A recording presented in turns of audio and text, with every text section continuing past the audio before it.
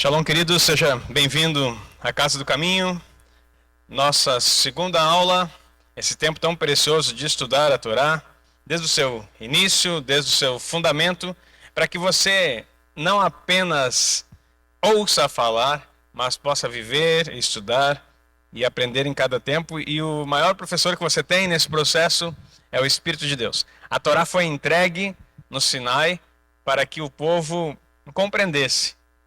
Mas eles rejeitaram isso. Depois ele é entregue em Sião para que estivesse no seu coração e para que a partir de então você vivesse os princípios do Eterno. Até a temática do Shavuot agora que nós vamos ter a nossa cantata, ela fala exatamente sobre isso. O entendimento de que Israel não estava preparado para receber a Torá no coração. Quando o Eterno liberta Israel do Egito, ele não pede para ter um representante. Preste atenção nisso. Ele nunca pediu para ter um representante do povo. Ele queria encontrar com Israel, para que o meu povo fosse me adorar no deserto. E aí eles, quando chegam no Sinai, Deus desce no Sinai. E há um espanto terrível, som de chofar, trovões, raios, e o monte fumega. Sabe o que é fumegar? É incendiar, como se fosse um carvão aceso. E o povo ficou desesperado de medo. E daí disse, Moisés, sobe no nosso lugar. Tem até uma música que a gente canta aí, conhecida nas igrejas, que acho que é Morada que canta. Então me tira o medo que me faz dizer, Moisés, suba em meu lugar. Nós cantamos, agora você está entendendo o que você cantava. A maioria do pessoal cantava e não sabia do que estava falando. O medo... Ah, tá, ok. Vamos ajustar o banco aqui. Só puxa para mim um pouco. Pode trazer mais se quiser deixar mais no centro, não tem problema. Então o que acontece, queridos? Houve um medo do povo de Israel em se conectar com o Eterno.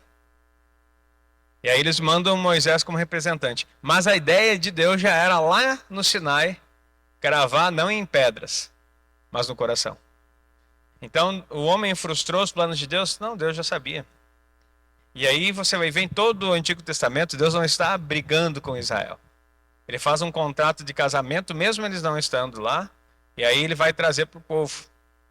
E aí quando chega para o povo estava em adultério. Por isso que Moisés quebrou as tábuas da lei. Ele vai lá, manda um representante, ele fica 40 dias lá em cima. Quando volta, o povo já estava adulterando. Por que eles tiveram medo do Eterno? Por causa da dureza do seu coração. Eles não estavam prontos para receber a Torá. Mandaram Moisés, que era um tzadik. Se o povo tivesse subido, iam ser tudo fulminado no monte pelo pecado. Aí quando eles descem, vê o estado do coração que é revelado. 3.000 pessoas são mortas naquele lugar, por causa do pecado. E aí começa um processo de ensinar a Torá. Em Shavuot acontece algo ao contrário.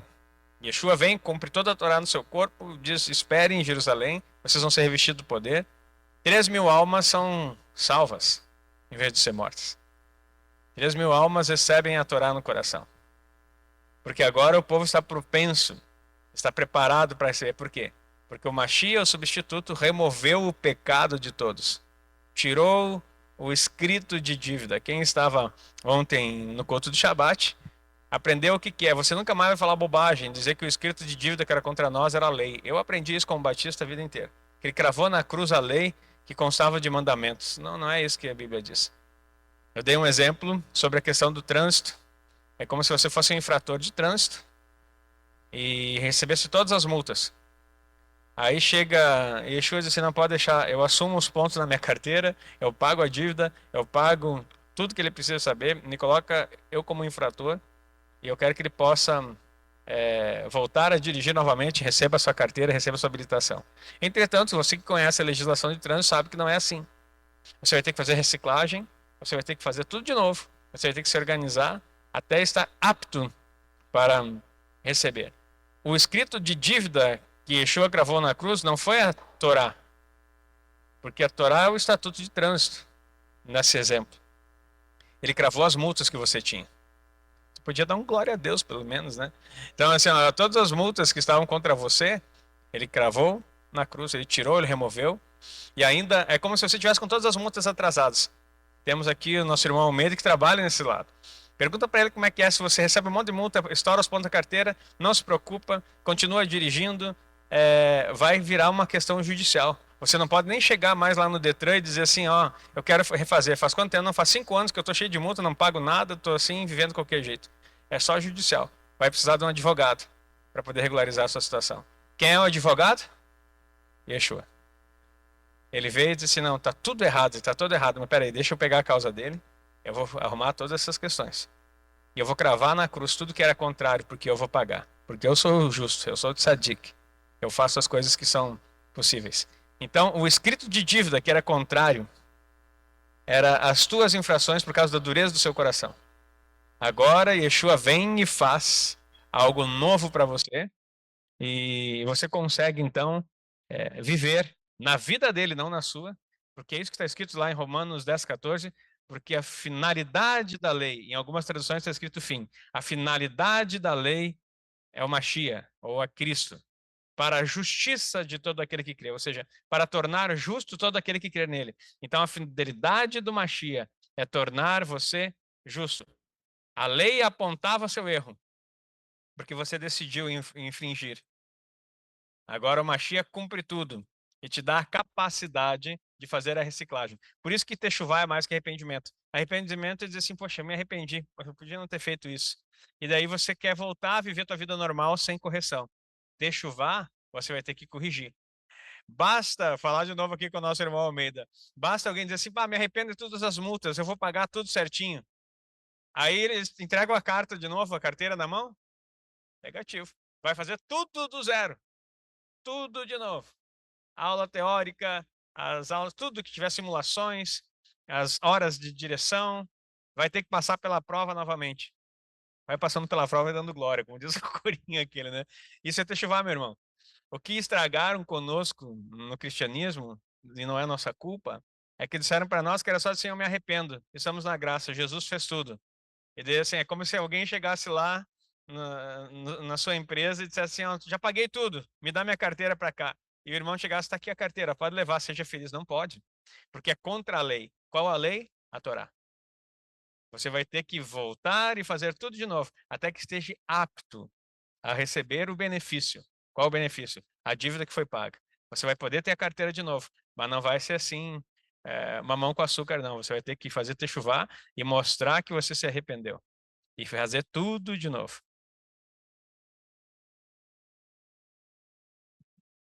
Ótimo, aplaudo ao Senhor por essa fala aqui. Ó. Eu recebi, a Neuza acabou de dizer assim, mesmo depois que eu receber a carteira de volta, o que acontece? A lei continua existindo. Se eu infringir, volta ao mesmo processo. Aí, o que acontece? Se for por engano, se alguém pecar, temos um advogado. Se confessarmos os nossos pecados, ele é fiel e justo para nos perdoar os pecados e nos purificar de toda injustiça. Agora, se for planejado, eu vou ir daqui até São Paulo a 160 por hora, mais de 50%. É aquilo que a Bíblia fala. Não há mais remissão nem perdão. É como se eu estivesse pisando no sangue de Yeshua. Eu estou todo arrepiado aqui, meu irmão. Nem começou a aula e agora você está entendendo o que é. Isso é o cristianismo. Minha esposa, a gente estava conversando até ontem. A crise do que é o cristianismo. O cristianismo é isso que eu estou te ensinando. Se tu quer usar o termo, se tu quer ser cristão, não se denomine como cristão que está aí fora vivendo essa vida louca que não existe. Cristianismo é Torá no coração. É ter Yeshua como base e entender esse princípio aqui. Isso aqui nós podíamos fechar agora tudo aqui, eu orar por você e você ir embora, porque com esse entendimento aqui já muda a tua vida e você nunca vai ler Bíblia do mesmo jeito. Deixa eu ver como é que está o nosso povo aqui atrás. 272 pessoas. Está todo mundo aleluiado aí? Entendendo? Glória a Deus. Olha só. Eles estão se vendo lá atrás também? A equipe aí sabe me dizer? A transmissão, eles aparecem para eles mesmos lá? Aparece, né? Porque está sendo focado naquela câmera lá, né? Não aparece? Ah, tá. Tá fechado em mim, mas tá bom, só para saber. Que depois eu quero que eles apareçam. Daí vai ter um momento que eu vou avisar assim, deixa eles se verem ali e aparecerem. Então fica aparecendo aí, meu irmão, que logo eu quero ver teu rosto. Oi? Tá aparecendo? Já abriram aí? Olha aí, ó. A banda para você mesmo, a banda para o pessoal que tá aqui. Olha só que coisa boa. É muito bom interagir com vocês. 271 pessoas. Não, que isso, vamos lá, vamos chamar mais. Convida alguém aí. Na semana passada era na garagem, tinha 350. Vamos melhorar esse número aí. Ou vocês querem voltar para a garagem? Como é que é? Aqui nossa instrução é a instrução de garagem. Nós queremos a garagem. Queridos, vamos começar então? Deixa eu orar com você. Pai, em nome de Yeshua, muito obrigado por esse momento que estamos juntos para aprender a respeito da tua Torá, preceitos, tudo aquilo que o Senhor tem para nós, mandamentos, estatutos, e que o teu nome seja glorificado em nós através da vida do Mashiach. Nós queremos viver, ó Deus, de fato, aquilo que o Senhor nos ordenou. Nos capacita com o teu Espírito, porque nós por nós mesmos não podemos, não somos capazes. Mas pela vida do Mashiach, nós sabemos que podemos todas as coisas naquele que nos fortalece. E nós oramos pedindo o teu ensinamento, a tua direção nesse momento, em nome de Yeshua. Amém e amém. Amém, queridos. Queridos, vamos recapitular um pouquinho. Se você não estava na semana passada, a Casa do Caminho começou semana passada e nós tivemos a primeira aula falando sobre os livros sagrados, né? Que nós aprendemos então o que é a Torá. Se você não viu, está disponível na plataforma. Esse é livre, não tem que pagar nada, fica disponível, é só estudar. É material nosso. Aí aprendemos o que é o Tanar. Vimos que o Tanar é a abreviação de Torá, Nevim e Ketuvim, que são profetas escritos, né? Torá é a lei ou instrução. Vimos também as 5 Miglotes, que são os livros específicos das festas, que é Cântico dos Cânticos, Ruth, Lamentações, Eclesiastes e Esther. Lembrando que uma delas nós não celebramos, que é o 9 de Av, que foram os dias das calamidades do povo de Israel, que sempre acontece nesse período alguma coisa aí. Inclusive, acho que é o 9 de Av, não, acho que eu falei errado aqui, deixa eu ver. Pentecostes, Lamentação, é o 9 de Av mesmo, tá certo. E então a gente não comemora, mas é bom você saber aí, porque você está aprendendo. Aí falamos sobre o Pardês, que são os níveis de entendimento da Torá. Pardês quer dizer jardim, explicamos o que é o Peshat, que é o primeiro nível, sentido simples, literal, Remes, que é o sentido simbólico, Drash, que é a interpretação com comparação e análise gramatical, e o Sod, que é os mistérios ocultos, seria, como o pentecostal diz, o sobrenatural. A Torá é dividida em 52 porções, 54, na verdade, distribuída em 52, e que a gente chama de Paraxá. Aí o Paraxá o que é? Aí eu expliquei, lembra que eu desenhei o rolo para vocês? Expliquei por que é Paraxá, como era um rolo, era escrito com um parágrafo só. Então tudo isso nós vimos na semana passada.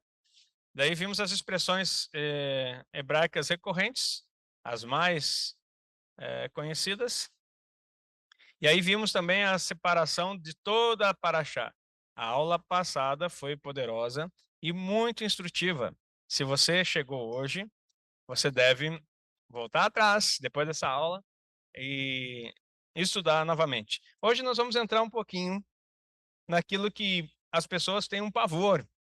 A maioria dos crentes fazem o sinal da cruz quando ouvem falar. E quando fala assim, Talmud, o crente esquece até que ele já virou evangélico. Eu nem sei fazer porque eu nunca fui desse lado, né? Da força. Então, olha só. Mas quase que se benzem. Queridos, desculpa a expressão aqui, é engraçado, mas é assim mesmo. Tem pastores que demonizam o Talmud. Eu fui um deles. Ainda bem que tu não ouviu o que eu falei, que eu fui um deles. Mas a gente se converte, dá tempo para ter chuva sempre. Deixa eu te explicar o que é o Talmud, então, queridos. O Talmud, pode colocar o slide agora para o povo aí, por gentileza. Começa a aula de hoje, então. Nós vamos estudar o que é o Talmud. Não vamos estudar o Talmud. Até porque, assim, ó, o Talmud ele é complexo. E tem rabinos que estudam a vida inteira e não entendem. Qual é a tua vantagem, meu querido, de estudar os escritos judaicos? O Espírito Santo habitando em você. Você vai entender tudo, porque só ele pode trazer para você a compreensão total. Nem os rabinos conseguem chegar a isso, porque eles têm a Torá na mente, mas não têm no coração ainda, porque não reconheceram o Mashiach. Você está anos-luz na frente por reconhecer o Espírito Santo. Não estou dizendo que você é melhor que alguém, estou dizendo a capacidade que Deus pode te levar, não por você mesmo, mas por Ele. Então, quando você conhece isso, há uma explosão no mundo espiritual e você começa a trabalhar com libertação total. Talmud é um dos textos mais complexos e mal compreendidos do judaísmo. Escrito em aramaico antigo, ele reúne debates e interpretações dos sábios judeus sobre a Torá, a lei de Deus. Muitos usam trechos do Talmud fora do contexto, gerando confusões e até mesmo antissemitismo. O Talmud, mesmo ele traduzido para o português, não é traduzido o seu texto, é só traduzido para o português os comentários. Se tu não sabe aramaico, tu só vai falar dos comentários. E esse é o grande problema dos pastores, porque pastores, alguns deles sabem hebraico, que aprendem na teologia, mas aramaico poucos que estudam. Então eles baseiam os seus comentários nos comentários do Talmud. Só que comentários, queridos, é que a gente fazer teologia a partir de uma Bíblia de estudo. Quem já teve Bíblia de estudo aí? Né? Tem um monte de comentário ali embaixo. É um teólogo que está comentando. É a opinião dele, meu irmão. Não é Bíblia Sagrada. No Talmud, os comentários que aparecem traduzidos para nós são comentários rabínicos. Respeitamos? Respeitamos. É a opinião deles, é a opinião deles. Mas é a plena verdade? Não, porque eles, entre eles, estão discutindo ali. São comentários de homens e eles fazem discussões. Essa parte do Talmud, o que é o Talmud? Acho que vai explicar aqui, mas no próximo aqui. Ó. Divisão do Talmud. Existem dois Talmuds. O Talmud babilônico, que é o Talmud Bavali, mais completo e amplamente usado. Ele foi feito, né, nesse período aí da dispersão. E o Talmud de Jerusalém, que é Talmud Jerusalém, menos difundido, pois nunca foi totalmente finalizado. O que foi? Então, o babilônico foi escrito pelos judeus da dispersão, quando foram dispersos lá para a Babilônia. É antigo esse material. O Talmud de Jerusalém foi escrito para aqueles que ficaram em Jerusalém. Mas eles não ficaram em Jerusalém capital, ficaram nas cercanias ali. Eu tenho, na verdade, um estudo, mas isso não é muito relevante para você, que não vai ser um professor disso aí, né? Mas só para te trazer, tem os lugares onde eles ficaram. Daí eles escreveram essa parte, esses comentários. Ambos comentam a Mishnah, que é o núcleo da Torá oral. Agora preste atenção nessa palavra Mishnah. A Mishnah é a Torá oral. Então, quando você critica o Talmud, você pode criticar os comentaristas do Talmud. Agora você não pode criticar a Mishnah, porque a Mishnah foi dada juntamente com a Torá no Sinai. Isso a maioria dos pastores não fazem ideia. A maioria dos crentes nunca ouviram falar. Eles pensam que Talmud é uma personificação do demônio. Queridos, a Torá oral foi dada por Deus no Sinai para Moisés. Foram duas. A Torá escrita e a Torá oral. A Torá oral foi toda a explicação de forma sobrenatural para que... Você lembra que Moisés foi 2 vezes para o Sinai? Ele teve pós-graduação em Torá.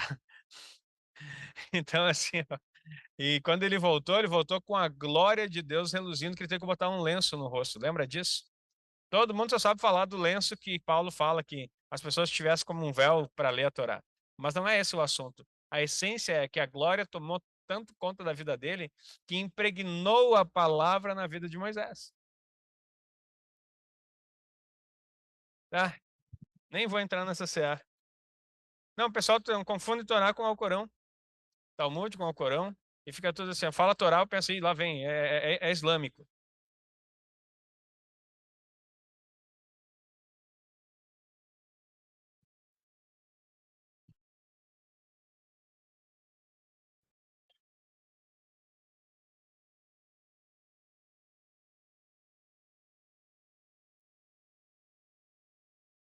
Aham.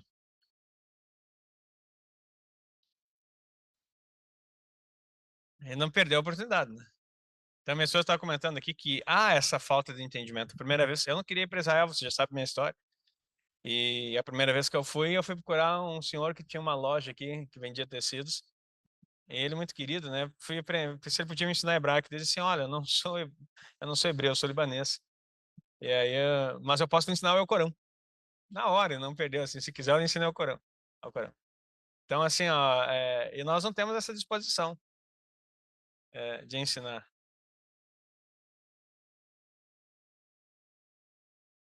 Ah, é? Olha aí, glória a Deus por isso. Então, se converteu, meu amigo libanês que queria me ensinar o Alcorão. Então, tem tempo para todas as coisas, nenhum propósito. Então, saber essas coisas, queridos, faz com que você distinga e não seja enganado. Então, a Mishnah é o núcleo do Talmud. Existe a Mishnah, eu tenho a Mishnah, a coleção lá. Descobri que tem tem 6 tratados da Mishnah. Eu tenho 3, e agora quero encomendar o quarto, que eu descobri que fizeram um quarto já em português. Então, se eu tiver os 4 tratados, explicam detalhes da lei. Nós vamos andar aqui um pouquinho, que você já vai começar a entender o que é a Mishnah e a Torá oral. Podemos avançar. Próximo slide. Mishnah e Torá oral. Moisés recebeu a Torá escrita no Sinai e também a Torá oral, que ele ensinou verbalmente. Por séculos, esses ensinamentos foram transmitidos oralmente. Quando os romanos proibiram o ensino da Torá, o sábio Yehudá Hanassi organizou e escreveu a Mishnah para preservar o conhecimento.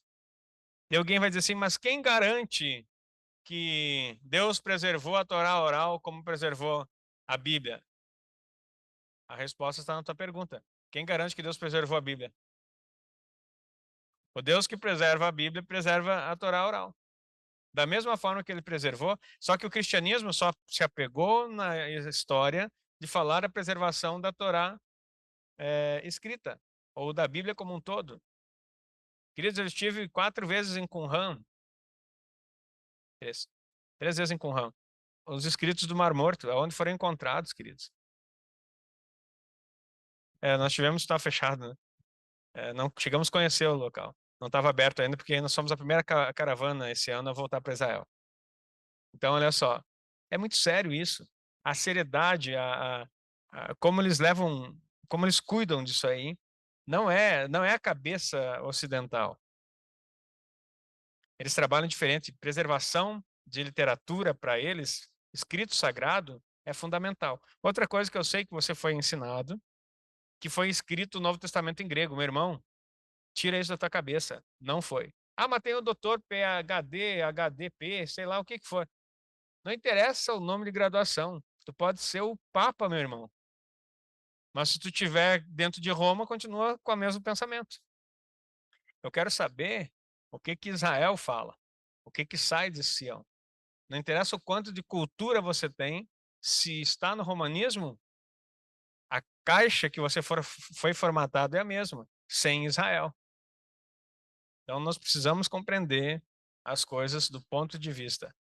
A Bíblia, no seu original, nunca seria escrito numa língua que não fosse, usar uma palavra em latim para você entender, vernácula, uma língua santa, uma língua, nenhum escriba permitiria a escrita se não houvesse contabilidade das letras. Toda a Torá, principalmente a Torá, ela não é uma escrita, ela é uma matemática.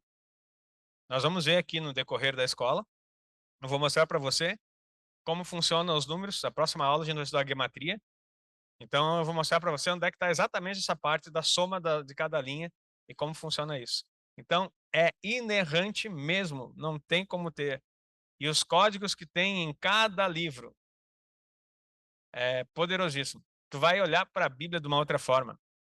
Se tu desconhece isso, tu lê assim, aí tu fica sempre procurando uma versão que fique mais fácil de entender, e quanto mais nova a versão, mais distante ela fica do que é real. Então, você se perde mais. Então, assim, o Novo Testamento foi escrito em aramaico e hebraico, depois traduzido para o grego. Ah, mas eram cartas, Paulo não escreveu, não importa.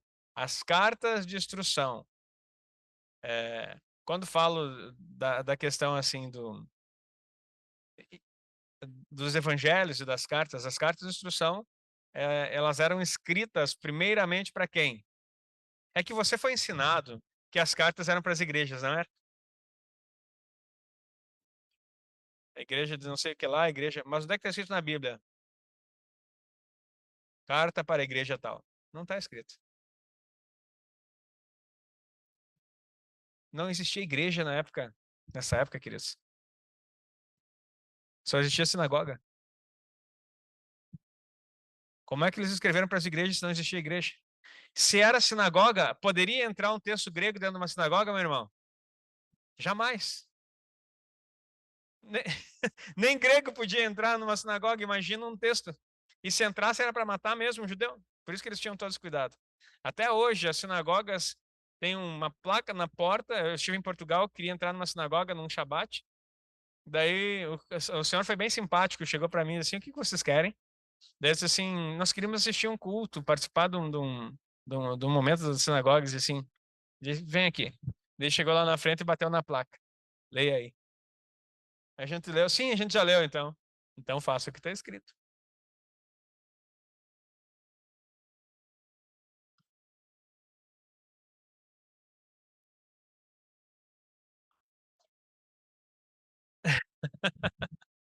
E aí tem que mandar um e-mail 72 horas antes, tem que fazer um cadastro.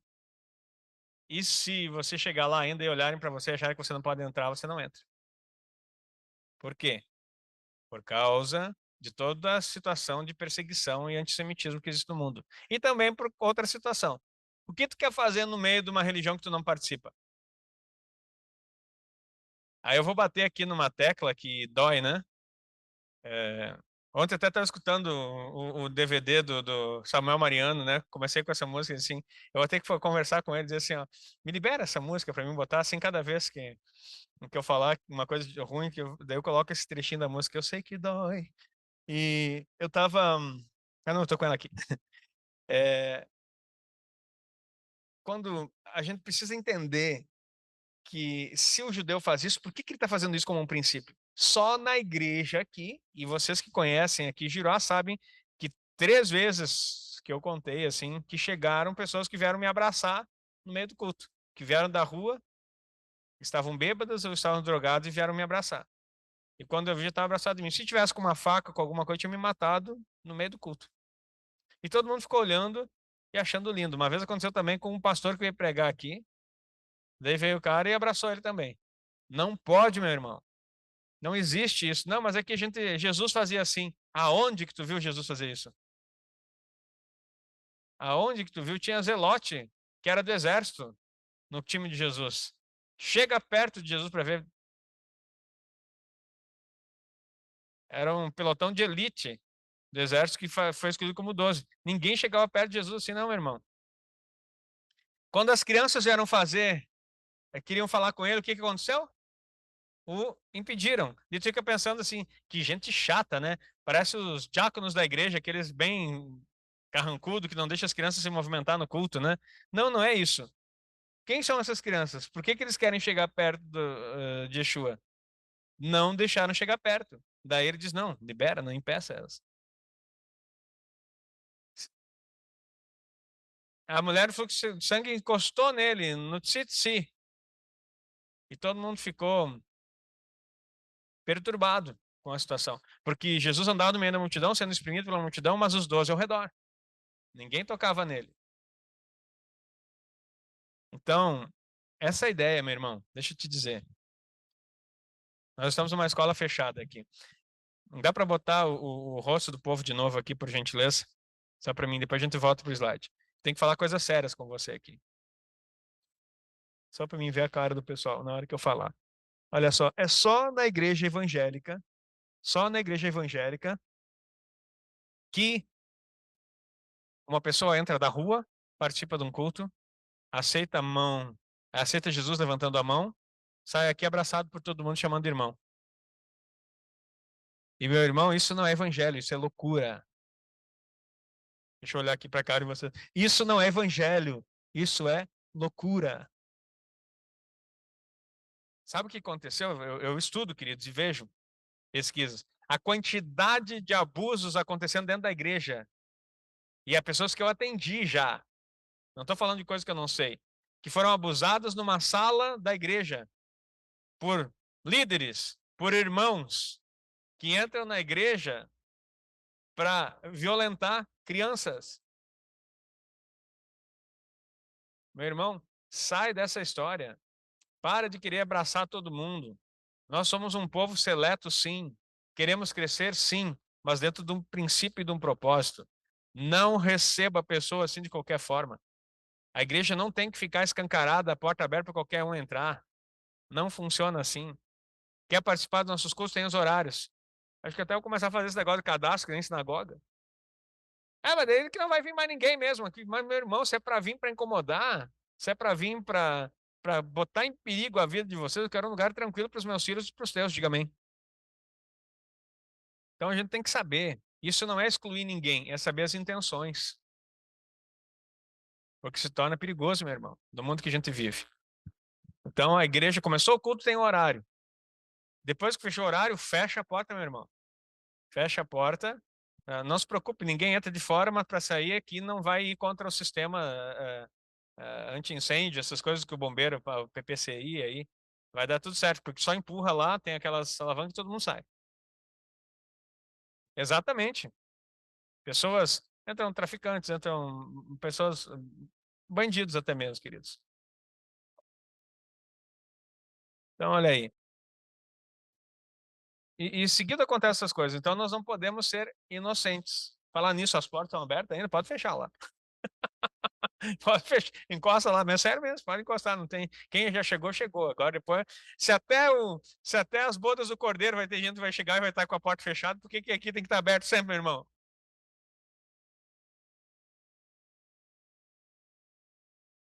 Ah, meu irmão, já me basta os demônios. Que quando você me demoninho vem pra cima, vou te matar! Aí, assim, até os demônios querem matar a gente, né? E não foi nenhum dois, não foi nenhum nem dois que se endemoniaram aqui e vieram pra cima dizendo que queriam me matar. Então, assim, nós temos que abrir os nossos olhos, irmãos, e entender as coisas que nós estamos falando aqui. Amém? Vamos seguir então. Então, esse fica pontuado aqui. Não existe original grego. Tem o texto grego que te ajuda a entender muita coisa? Tem, pode estudar? Pode, não é pecado. Ninguém vai para o inferno para estudar grego. Agora estou dizendo que o original foi escrito em aramaico e hebraico. E está lá, tem os originais até hoje para você. Mas isso muda toda uma configuração de propósito e o porquê. O Talmud é um comentário sobre a Mishnah. Então a Mishnah é a Torá oral que o Eterno deu, explicando como deve cumprir cada mandamento. E aí o Talmud é comentário sobre a Mishnah. Nele, rabinos discutem, debatem, analisam as leis e histórias da Torá. Rabinos discutem, debatem e analisam as leis. O que vem, se você comprar um Talmud, o que vem escrito em português para você é as discussões rabínicas de como eles interpretam. Interpretam correto muita coisa? Sim. Interpretam errado muita coisa? Sim, também. Inclusive das interpretações judaicas dos rabinos, que saiu a ideia que até hoje se propaga no judaísmo sobre reencarnação. Não acredito, o judaísmo crê em reencarnação? Sim, judaísmo. Então pare de dizer que eu sou judaizante, querido. Pare de dizer que eu quero ensinar judaísmo para o povo. Eu sei que você não diz, né? Mas o povo fica falando. Me defenda nesse momento, que eu não estou ensinando judaísmo para ninguém. Eu não vou ensinar você a reencarnar, tá? Porque o judaísmo teve essa interpretação porque eles não têm o Brit Hadashah, que é o Novo Testamento, que foi chamado, que não existe Novo Testamento, a Nova Aliança. Porque na Nova Aliança está escrito: ao homem está ordenado morrer uma só vez, vindo depois disso o juízo. Ponto, meu irmão, acabou. E essa carta foi escrita aos hebreus, justamente aos hebreus, para que eles não se confundissem com tradições. Essa ideia da reencarnação, ela tem sua base e seu princípio no Egito. Reencarnação é doutrina egípcia, bem como trindade. Trindade é doutrina egípcia, não é doutrina judaica. Então o cristianismo trouxe a trindade e o judaísmo trouxe a reencarnação. E falo aqui para você como uma escola, queridos. Isso aqui é escola para te aprender a Torá, mas a gente vai com os dois pés no peito. Ele não é um livro de leis, mas sim um guia de raciocínio e interpretação. Não é um livro de leis, mas um guia de raciocínio e interpretação. Vamos falar de uma forma que você possa entender? É a filosofia judaica. Só que entre estudar a filosofia grega e estudar a filosofia judaica, qual está mais próximo da Torá? A judaica. Porque por mais que em alguns séculos depois eles dão umas viajadas, a filosofia viaja desde o início. A filosofia é uma viagem de conexão com espíritos e heróis, né, gregos e romanos também, que misturam depois. Assuntos abordados no Talmud. O Talmud trata de leis religiosas, medicina, ciências, mitologia, piadas e histórias. Existe até piadas, né? A parte do humor. Aí você vai entender que muita coisa que tu leva muito a sério que Yeshua está falando e que você não entendeu. Quem estuda comigo toda manhã a Peshita sabe que quando ele diz assim que as raposas têm covis e as aves têm seus ninhos, mas os filhos do homem não têm onde reclinar a cabeça, a expressão onde reclinar a cabeça ele está fazendo um trocadilho, uma rima para ficar engraçado. Tá, mas peraí, ele está falando coisa séria. É que alguém chegou para ele, eu vou te seguir aonde eu quiser. Imagina tu tá indo, tu sabe do teu ministério, tu já escolheu 12, tem 72 contigo, e mais 12 que são apóstolos, daí chega um emocionado no meio, e diz assim, ó, eu vou te seguir aonde tu for. Aí o que que tu vai fazer a primeira vez? Se tu não sabe quem é a pessoa, se tu não pode pensar também, tu não pode pensar que Jesus era desculpa a expressão, mas pensar que Jesus era um bocó. O judeu também tem humor, meu irmão. Então o que que Yeshua fala? Ele faz um trocadilho. Ele quase não mais ele mais para humorizou a situação do que o sarcasmo. O sarcasmo tem uma pitadinha de maldade. É mais umas ele foi assim, ele pegou a situação e fez algo engraçado. Tu não entende porque está traduzido errado para nós, mas no aramaico as palavras soam. Que nem no inglês tem muita coisa que para nós não faz sentido, mas para eles é engraçado. Então o que que está querendo dizer assim, ó? É como se eu estivesse dizendo assim, tu tem certeza que tu quer isso aí? Ó, não é fácil me seguir. Pensa melhor no que tu tá dizendo. Ele usa um humor para dizer, né? Ele faz uma rima no aramaico para que ele entendesse. Aí, de uma forma leve, ele dispensou o rapaz sem ofender. Estão entendendo? Yeshua disse não para aquele rapaz que não era assim, sem ofendê-lo. Por isso que ele usa essa expressão. Mas para nós criar uma doutrina, dizendo que Jesus não tinha onde morar.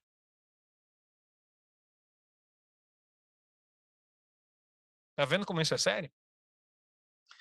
Porque Yeshua era um rabino, ele estudou Talmud, ele estudou Mishnah, ele estudou os Midrashim. Tanto estudou que quando tinha 12 anos ele estava discutindo no templo sobre isso com os líderes. Lembrando que Jesus era um judeu, foi circuncidado no 8º dia. Todas essas coisas. Kippah, Talit, toda essa parte. Ele fazia parte de um grupo. Ele não estudou numa escola judaica. Por que não gostavam dele? Porque ele não teve mestre. Porque na hora de fazer os testes que ele fez lá no templo, não tinha ninguém capacitado para dar continuidade no estudo dele. Chegaram lá e assim, tá, quem vai ser tu? Tudo? Eu não, eu não, eu não. Quem vai pegar a segurinha aí para continuar ensinando ele? Não tinha ninguém apto.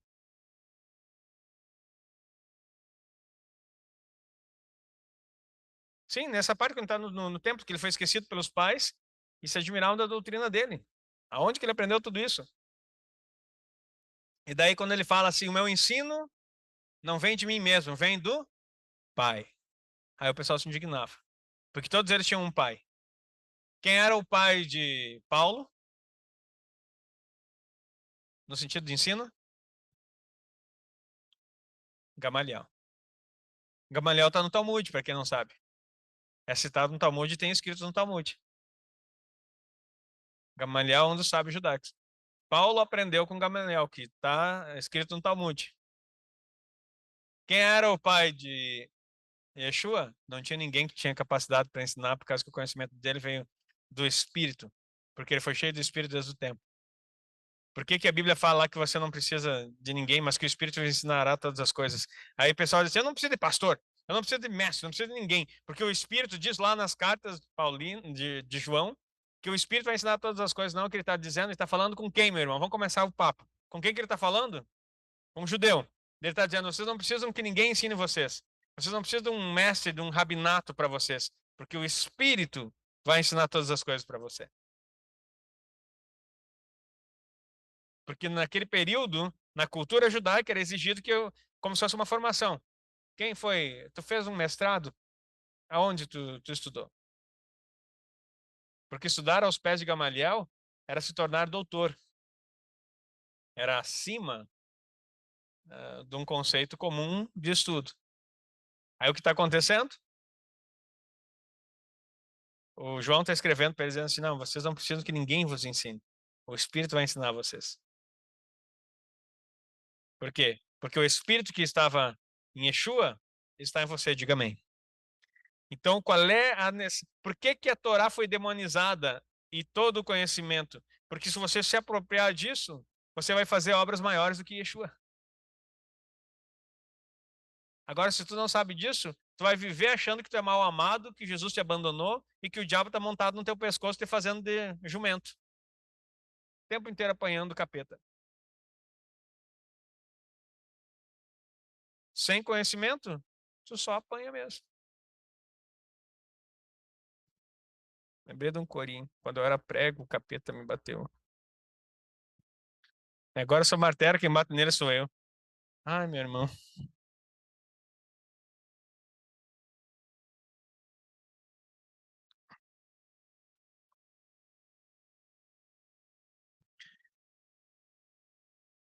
E eu vou te dizer assim, Alexandre, não só o pessoal não busca o contexto histórico, porque não sabe buscar. Isso aqui é o que eu tô te falando, meu irmão. Isso aqui não vão te dizer. Eu vou te dizer assim, ó, nem escola rabínica vão te ensinar isso aqui. Sabe por quê? Porque eles não ensinam para goi.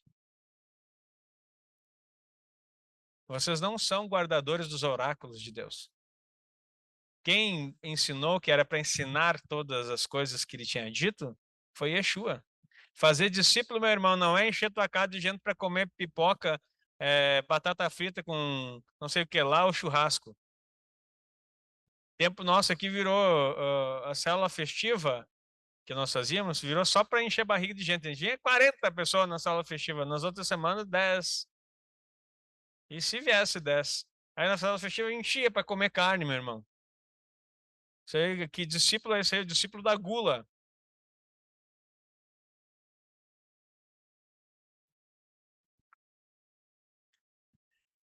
Espiritualidade sem intelecto não funciona, porque a fé é racional. Deus trata nossas emoções? Trata. Mas sem a racionalidade não acontece. Sim, da mesma forma, qualquer onda emocional que bater, você vira a tua direção. Qualquer vento emocional. O que que fala Romanos 12? O que a Neuza acabou de dizer. Que é o vosso culto racional.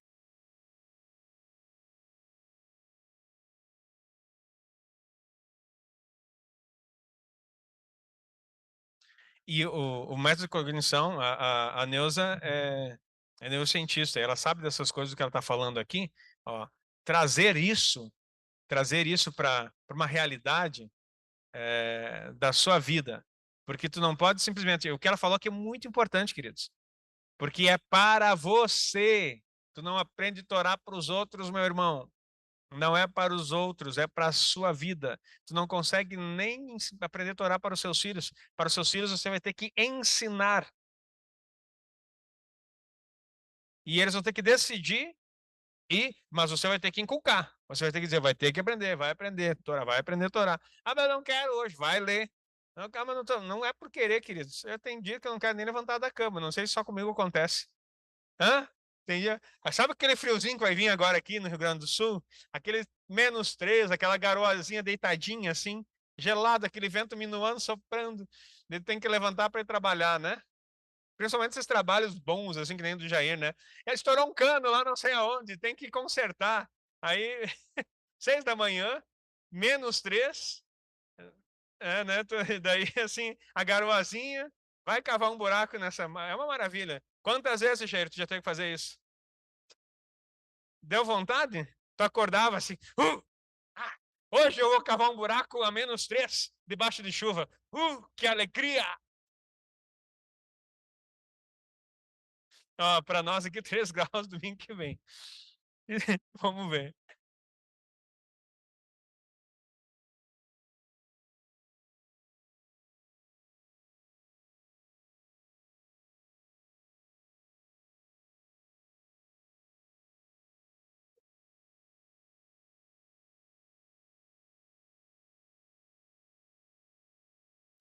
Olha só, o Alexandre falou aqui a questão da interpretação de textos, né?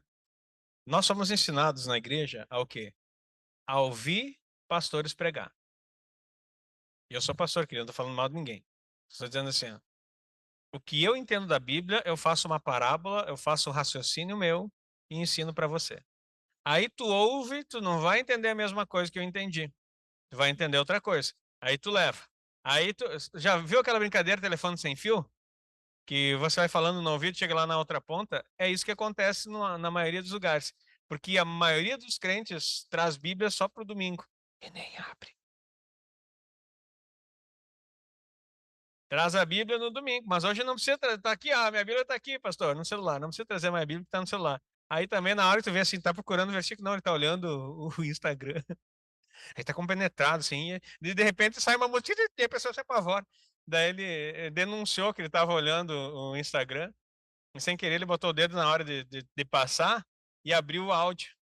E começa a musiquinha lá. É que só acontece aqui. Não, em Girona não acontece, né? Só em outros lugares onde eu estive. Tá? Então, olha só. A, uma das histórias que tem no Talmud. A história de um rabino pecador que se arrepende profundamente mostra o poder do arrependimento de Teshuvah. Então, ele deu aqui resumido nessa essa história aqui. Isso aqui eu peguei do próprio Talmud e pedi para fazer uma síntese. Tá? A importância e uso. O Talmud ensina como pensar e refletir sobre a Torá e a vida. Nem tudo ali deve ser levado ao pé da letra. Acho que está aí, né? Está escrito. Ao pé da letra. É uma ferramenta valiosa, mas deve ser estudado com bom senso e contexto. A igreja nunca vai estudar Talmud, queridos. Nós vamos ter acesso a Mishnah, que tem em português traduzido o texto e os comentários. Talmud não vão traduzir para você. Ou tu aprende aramaico ou hebraico, ou você nunca vai ter acesso à sabedoria talmúdica. Então, se você começar a querer interpretar de qualquer jeito, você vai criar, aí sim vai vir as heresias. Porque qualquer texto fora de contexto, dizia na teologia, só serve de pretexto. Estrutura. O Talmud segue a divisão da Mishnah, que é organizada em 6 grandes áreas. Sedarim. Cada área tem seus tratados, Masertot, com temas específicos. Olha só, Guemará. O que é Guemará? Então, o que é Talmud? É a Mishnah com a Guemará. Guemará são os comentários. Guemará, em hebraico, é a parte do Talmud que contém a discussão e a análise rabínica da Mishnah. Enquanto a Mishnah é o texto base com leis e ensinamentos codificados, a Guemará é o comentário vivo, o debate e a interpretação dessas leis pelos sábios. Então, a Torá oral o que é? É o Talmud? Não. O que é a Torá oral? Mishnah. O Talmud o que é? É a Mishnah com a Guemará. Ai, meu Deus, que nome, misturou tudo, já não entendi nada. Vamos de novo. Mishnah é a Torá oral, dada junto com a Torá lá no Sinai. O que é a Mishnah? É a explicação da Torá, que Deus deu. Não foi o homem que inventou. Deus deu a Torá e explicou como era para usar. Aí depois disso, os sábios, como a Mishnah não tinha muitos detalhes, eles ficaram com algumas dúvidas. É aquelas perguntas que o pessoal faz, assim, vamos dizer assim, é, vamos pensar numa coisa bem banal, mas que às vezes pode surgir, né? É, você não vem nada aqui, alimentação, seja o que for.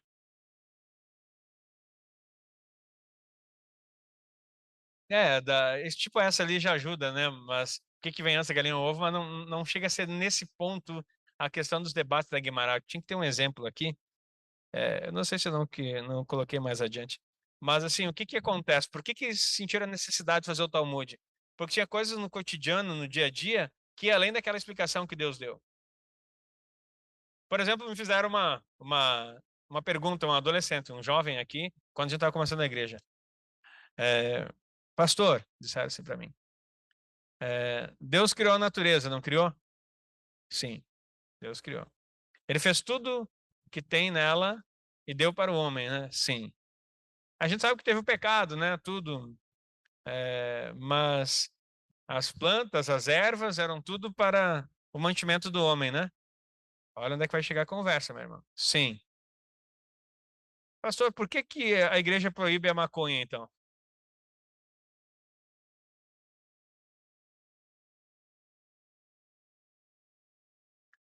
Ele disse assim, porque ela é uma erva, ela tem poderes medicinais, não sei o que lá, e coisa e tal. O senhor me mostra um versículo onde está escrito que é proibido fumar maconha? Como é que tu resolve isso, meu irmão? Tá entendendo um nível? Isso aqui eu vivi aqui em Giroá, de um jovem que chegou para mim. Aí o que eu estou dizendo para vocês? Lá no início, né? Quando nós tínhamos muitos jovens aqui na igreja. E eu era pastor de adolescentes. Aí o que eu vou dizer? Como que a gente vai resolver essa questão? A Mishnah te dá regras. Mas não está escrito lá na Mishnah que não podia fumar maconha. Aí vem o Talmud. Meu irmão, não sai daqui dizendo que eu estou dizendo que tem que fumar maconha, né? Pelo amor de Deus. Tu tá entendendo o que eu estou te dizendo. Mas aí vem discussões que estão além do que foi dado, porque são questões culturais. Adão e Eva não fumavam maconha, meu irmão. Nem Caim. Não tinham tido essa ideia ainda. Quando surgiu isso? Isso são ensinos posteriores. De quem? Demônios. Anjos caídos. E aí? E aí como é que vai resolver essa questão? Entendeu por que surgiu o Talmud, então? Por questões, eu tenho um exemplo aqui para você. Tá? Então, o que compõe a Guimará? A Guimará registra discussões entre os Amoraim, sábios que viveram entre os séculos 3 e 5, explicações e argumentos sobre o que está escrito na Mishnah, casos práticos, histórias, ditados éticos, lógica, disputas legais, conexões com versículos da Torá escrita e como aplicá-los. Olha o que eles organizaram dentro da sua comunidade. Lembrando que a Torá era constituinte de Israel enquanto o templo estava em pé. Relação entre a Mishnah e Guemará. A união da Mishnah e Guemará forma o que chamamos Talmud. Agora você entendeu, né? Mishnah é o que Deus deu, Torá oral. Guemará, explicação rabínica dos sábios. As duas juntas compôs o Talmud. Para questões tipo essa que eu larguei aqui, não vou resolver porque não é a nossa ideia aqui de debater. Mas só para você pensar, precisa, daí ficam dizendo, esses sábios judaicos ficam inventando coisa. Aí, sabia que eles falam muito mal de Jesus no Talmud? Porque eles começam a comentar o que a igreja romana fez. Em nome. Eu sei que você foi ensinado que cristãos morreram nesses períodos, né? Mas não tinha cristão, querido. Os cristãos eram os que matavam em nome da fé, em nome de Jesus, o Deus deles. Desde que foi organizado, desde Atos, as perseguições, todos que morreram ali, os primeiros mártires, não eram cristãos. Posteriormente, não vou dizer que não houve cristãos mortos em algumas questões missionárias que você vai ver a história. Eu estou falando do princípio da história aqui. Primeiro teve que se tirar totalmente a tradição judaica e a Torá para poder criar uma nova religião. Porque se tivesse Torá, Mishnah, o cristianismo como institucionalizado, governamental, dominatório, nunca ia ter existido. Porque o cristianismo foi a religião do império, lembra disso? O cristianismo é a religião do império. E desde quando que o império tem religião? Se nós somos tirados do império das trevas para a maravilhosa luz? A única religião que sobreviveu ao império foi o cristianismo. Agora estou falando de instituição, queridos. Para não preocupar teu coração e ficar, mas eu gostava tanto de ser cristão. Gostava daquela música, aquele corinho que dizia assim, então é Natal. Meu irmão, isso não é corinho. Mas canto na igreja cristã até hoje. E o que você fez? O ano termina. Tá no HCC, eu acho, né? Começa outra vez, ciclos. É. Você sabe que essa música, gente, eu tô falando sério, não sei se aí pra cima, mas aqui no Rio Grande do Sul cantam em igreja todo Natal. De quem é essa música? Alguém sabe? Simone foi traduziu. Mas de quem que é essa música? John Lennon.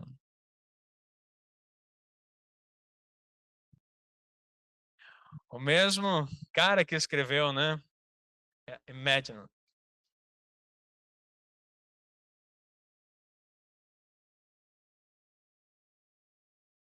Essa música aí tem um alto índice de suicídio por causa dela. Há uma frequência de suicídio nessa música. Tô falando agora aqui como músico que estuda música e estudei sobre essas coisas. É uma frequência de suicídio. Famosíssima. O mesmo cantor, John Lennon, você conhece a história dos Beatles, que disseram que eram mais famosos que Jesus Cristo e não acreditavam que existia Deus. Eles escreveram aquela música famosíssima dele, Imagine, que muita gente canta e chora. Pega a tradução no português da música Imagine. Um mundo de paz, sem Deus, sem, sem governantes, sem nada. O mundo que ele está desenhando ali, uma anarquia total. Pode me chamar de sonhador, Baranote Alimão. Mas eu não sou o único. A única música que eu sei em inglês é essa aí, que eu apresentei em inglês quando eu estava no 8º ano tocando piano. Toquei essa música, tirei 10 em inglês. Depois, mas nem sabia direito, né? Porque eu sabia a tradução, mas não sabia o que estava cantando, né? Porque a gente nem raciocina, né? Acha bonito, era moderninho. É, meu irmão. Existem dois Talmud, daí já essa parte a gente já viu, só repetiu aqui. Olha só, um exemplo agora. Exemplo simples. A Mishnah diz não se deve colher no Shabat. Aí tu fica, tá, não se deve colher o quê? Daí a Guimará pergunta, o que é considerado colher? Olha que interessante. E se for tirar algo da água, não é colher também? E se for com a intenção de comer depois? Tá vendo as perguntas que tá escrito assim na Mishnah, não se deve colher no Shabat. E daí as pessoas, o povo continua sendo povo, meu irmão. Não é brasileiro só, o judeu também era assim. Tá, mas e se acontecer isso, e se acontecer aquilo? E sempre tentando dar um argumento. Aí surgiu o Talmud para tentar resolver essas situações. Só que o legalismo faz com que o Talmud vire lei. Lembra que a gente acabou de ler aqui que são comentários filosóficos, instruções rabínicas e não leis? Quando tu pega o Talmud e transforma em lei, tu fica louco. Tu não vai conseguir avançar em nada. Porque daí tu é barrado em tudo. Tudo tem uma coisa que vai te travando. Não, isso não pode, não pode, não pode, não pode. A gente fica mais estudando o não pode e esquece a liberdade. Aí, o que o Talmud é chamado? Tradição dos anciãos. Yeshua diz, vocês invalidam a Torá pela tradição dos anciãos. Impedem que as pessoas entrem no reino e nem vocês sequer entram neles. Agora está entendendo o que Yeshua está dizendo. Yeshua não brigou com ninguém. Yeshua estava trazendo, eu vim ensinar, eu não vim abolir a Torá, eu vim torná-la plena. Vocês vão conseguir a Torá no poder do Espírito e não na sabedoria humana. Olha a diferença. Porque quando o Espírito de Deus está em você, você não vai perguntar cadê o versículo que proíbe fumar maconha.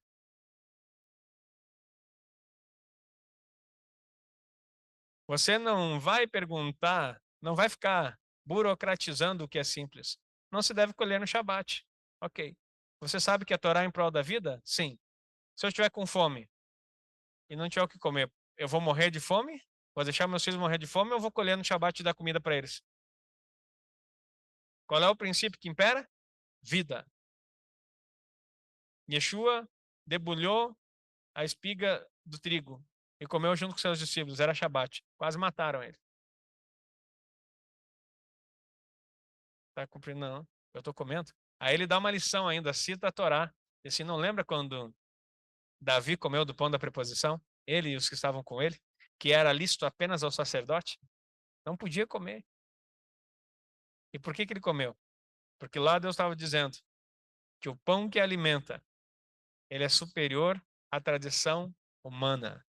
Porque o pão que alimenta é Yeshua, o pão vivo que desceu do céu. Não foi o maná que alimentou vocês. Eu sou o pão vivo que desceu do céu. Eu alimento e trago vida plena para vocês. Não anula, mas complementa, trazendo tudo que é tradição humana. Etimologia, Guemará vem da raiz aramaica gamar, que significa aprender ou completar.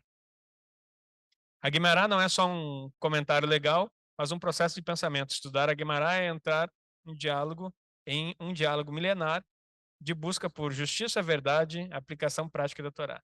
Então você pode estudar ela, sim. A Guemará, que está dentro do Talmud. Tá? Eu quero mostrar um pouquinho para você a Mishnah, que é, agora voltamos para Mishnah. Mishnah é a Torá oral. Aonde que surgiu a Torá oral? No Sinai, junto com a Torá escrita. Deus deu duas Torá, tem um versículo que fala isso. Quando a Bíblia fala os teus mandamentos, os teus estatutos, a tua lei, mandamentos e estatutos, ele está desenhando no hebraico, no português não aparece, que está falando da lei, os mandamentos, os estatutos. O que é um estatuto, querido? É o que regulamenta o funcionamento da lei. A lei existe. Aí, em cima da lei, você cria um estatuto, que é a regra de como você anda. Certo? Entendeu? A igreja tem um estatuto. Ela tem uma forma de andar conforme a lei. Nós estamos balizados, nós não podemos trazer toda a lei, toda a constituição da lei para a fundação de uma igreja, porque não precisa. Nós não entramos na parte criminal, não entramos na parte infância e juventude, nós pegamos uma parte organizacional. Então a gente cria um estatuto. Esse estatuto está organizado conforme a lei dentro desse setor. Quando Deus está dando Torá, que é a lei completa, estatutos, mandamentos, é o que ele mandou, e estatutos é como você deve praticar essas coisas em cada circunstância onde você vive. Está mostrando que ele deu uma lei escrita e uma lei oral. Ele ensinou. Não precisou ninguém estar aprendendo sozinho disso.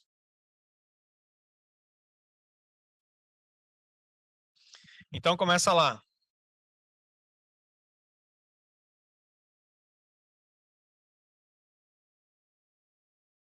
Aqui tem mais umas explicações, né? A questão da aplicação disso. Mais perguntas, lição ética implícita. Tá. Vamos lá para o slide, as 6 ordens da Mishnah. Ali só ampliou no texto, depois vocês vão ter acesso a isso aí, esses slides. Ó, As 6 ordens da Mishnah, agora você vai ver qual é a importância disso. Eles estão organizados em 6 ordens. A primeira ordem a Mishnah está organizada em 6 ordens principais, cada uma com temas específicos da vida judaica.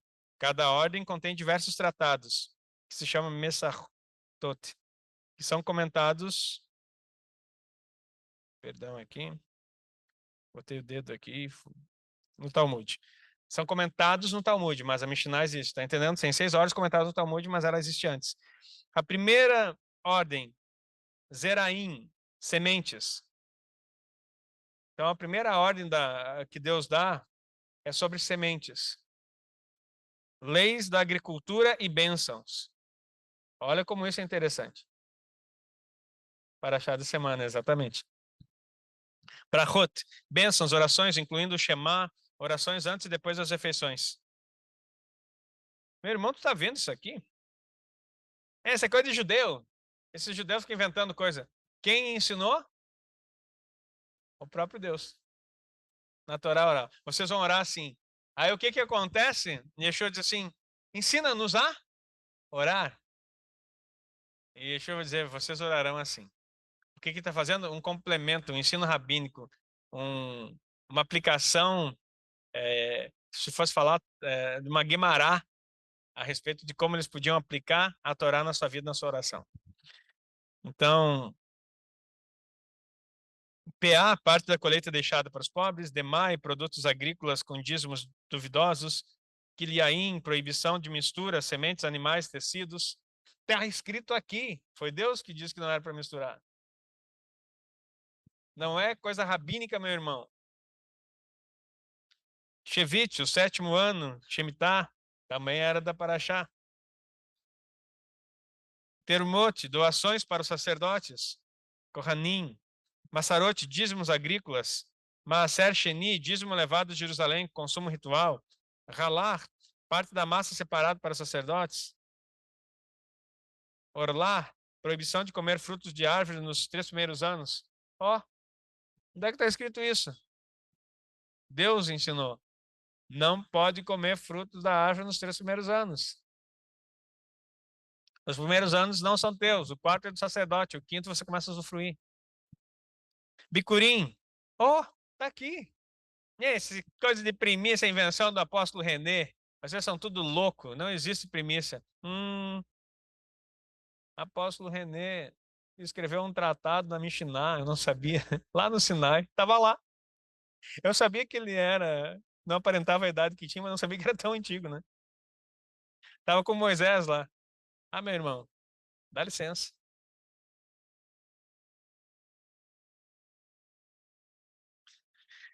Então fala de primícias, tem um tratado sobre primícias.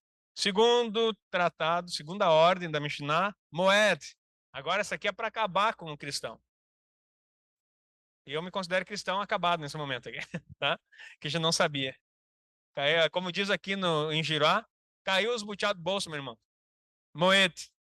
Tempos festivos. Leis sobre Shabat e festas. Deus deu as 7 festas e depois explica como que deve ser celebrado. Tá aqui. Shabat, Peshat, Sukkot, Yom Kippur, Rosh Hashanah. Rosh Hashanah é pagã. Deus ensinou a festa pagã no Sinai, então. Claro que Rosh Hashanah pode ser uma versão traduzida, mas a festa em si é Yom Teruah. Deus deu, meu irmão. Está lá em Levítico 23. Jejuns, festas menores, contém tratados sobre o calendário, regras das festas e suas observâncias. Tudo está na Mishnah. Torá, oral. Ordem Nashim, essa aqui é boa. Mulheres. Tem toda uma ordem para você, mulher. Tu não tem que andar do jeito que tu pensa. Deus escreveu como é o teu comportamento. Eu não sabia dessa. Vamos acabar aqui, já está no horário, 10h30, né? Vamos acabar essa escola, porque essa parte eu não preciso saber. Casamento e noivado, divórcio, juramentos, levirato, lei do naziriado, entre outros termos relacionados à vida familiar. Mulheres são responsáveis pela vida familiar. Está aqui. Torá oral.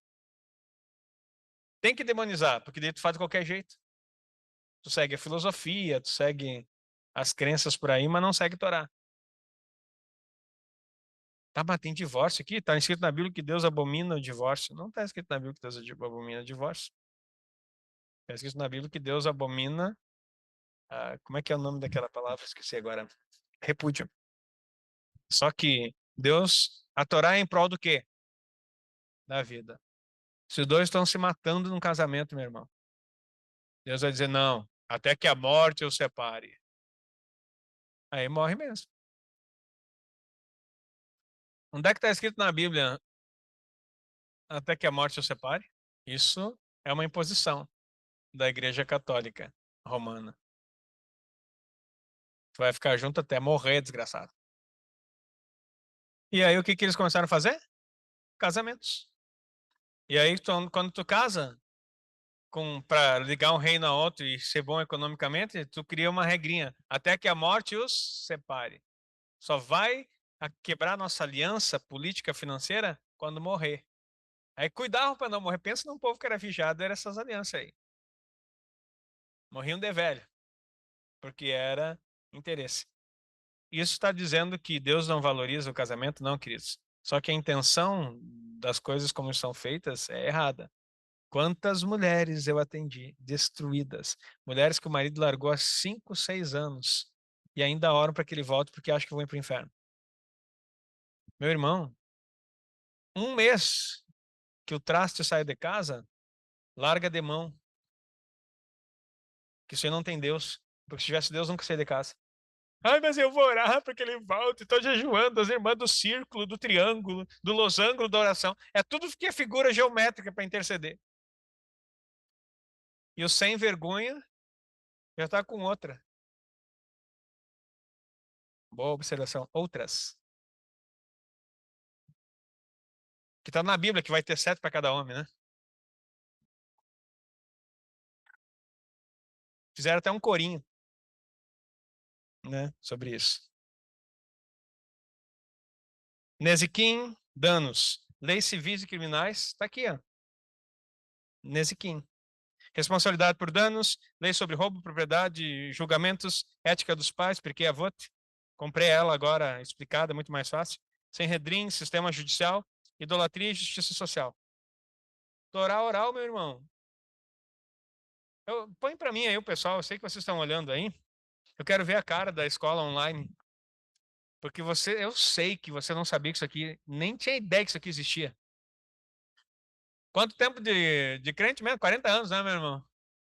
Mais de 40 anos. Pô, que bom.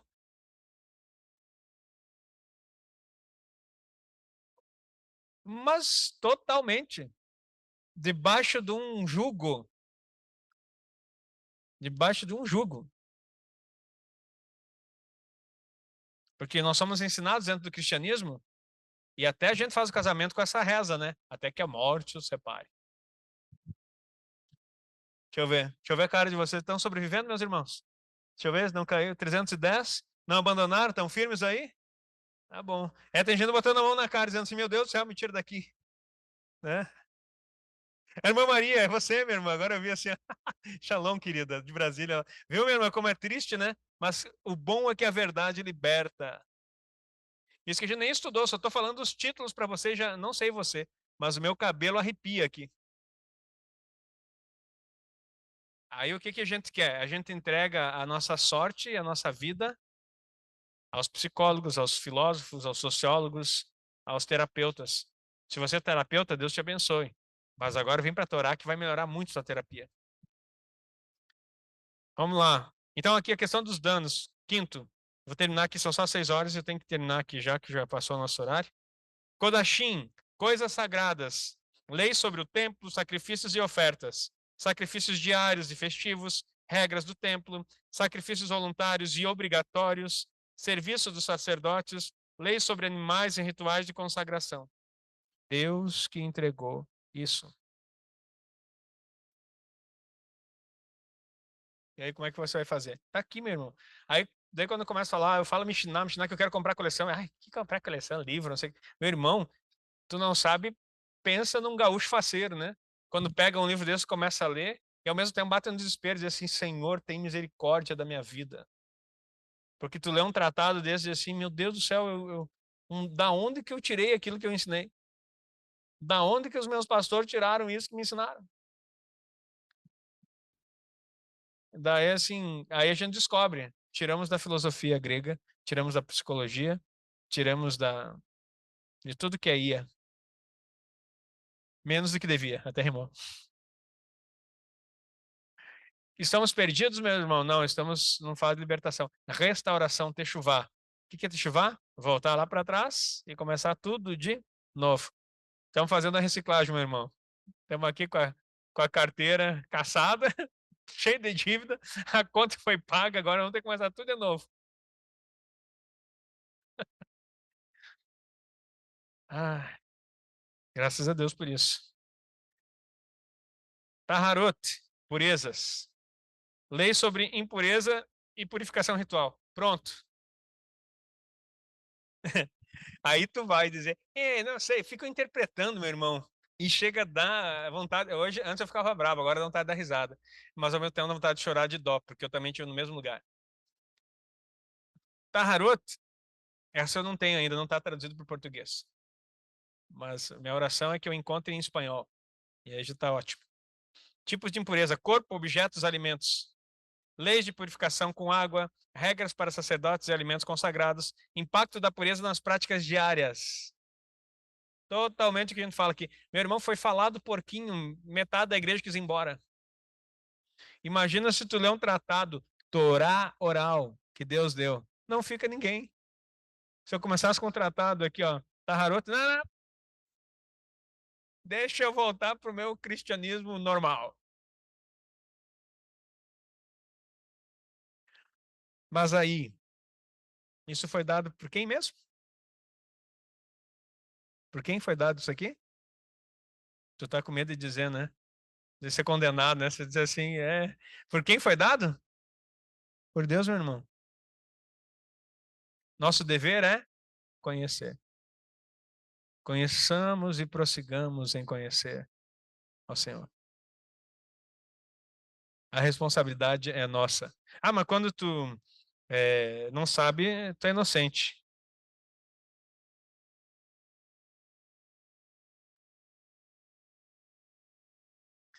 Não, não existe isso. Se foi dado, não tem inocência. Aqui foi dobrado, agora que eu fui ver o slide, foi colocado duas vezes.